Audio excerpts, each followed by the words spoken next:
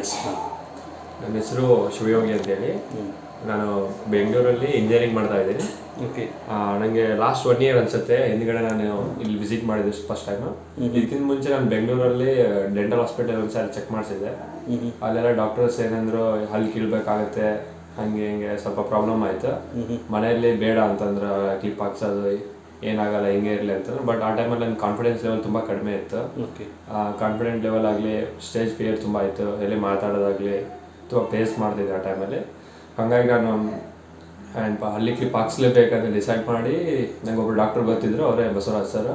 So ಅವ್ರ ಹತ್ರ ಬಂದು ನಾನು ರೆಫರ್ ಮಾಡಿದೆ, ಹಿಂಗೆಲ್ಲ ನನ್ನ ಪ್ರಾಬ್ಲಮ್ಸ್ ಹೇಳ್ಕೊಂಡೆ. ಅವರೆಲ್ಲ ಇದಕ್ಕೊಂದು ಸೊಲ್ಯೂಷನ್ ಇದೆ ಅಂತ ಹೇಳಿದ್ರು. ಅದಾದಮೇಲೆ ಹಳ್ಳಿ ಕೀಳ್ಬಾರ್ದು ಅಂತಿದ್ದಾರೆ ಮನೇಲಿ, ಆದರೆ ಕ್ಲಿಪ್ ಹಾಕ್ಸ್ತೀನಿ ಅಂತಂದರು. ಸೊ ಅವ್ರು ಅದಕ್ಕೆಲ್ಲ ಓಕೆ ಅಂತಂದರು. ಓಕೆ ಅಂದಮೇಲೆ ಯಾವುದೇ ಥರ ಹಲ್ಲು ಕೀಳಿದೆ.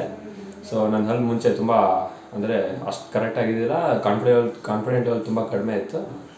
ಅದನ್ನ ಇವಾಗೆಲ್ಲ ಹೋಗ್ಸಿದ್ರೆ ಇವಾಗ ಚೆನ್ನಾಗಿ ಸ್ಮೈಲ್ ಕೂಡ ಮಾಡ್ಬೋದು. ಕರೆಕ್ಟ್ ನೋಡಿ, ಎಷ್ಟು ಚೆನ್ನಾಗಿದೆ ಸ್ಮೈಲ್ ಅಲ್ಲ. Very good. ರೈಟ್. ತುಂಬ ಫ್ರೆಂಡ್ಲಿಯಾಗಿ ಟ್ರೀಟ್ ಮಾಡೋದು. ನಂಗೆ 1 ವರ್ಷ ಆಗೋಯ್ತು ಅಂತ ನನಗೆ ಗೊತ್ತಾಗಲಿಲ್ಲ. ಮೇಲ್ ಹಾಕ್ಸಿದೆ, ಇವಾಗ ಜೂನಲ್ಲಿ ಆಲ್ಮೋಸ್ಟ್ ಎಂಡ್ ಆಯಿತು. ನಿಮ್ಗೆ ಅಪಾಯಿಂಟ್ಮೆಂಟ್ಸ್ ಎಲ್ಲ ಮಂತ್ಲಿ ಒಂದ್ಸಾರಿ ನಿಮಗೆ ಈಸಿಯಾಗಿ ಸಿಗ್ತಾ ಇತ್ತಾ?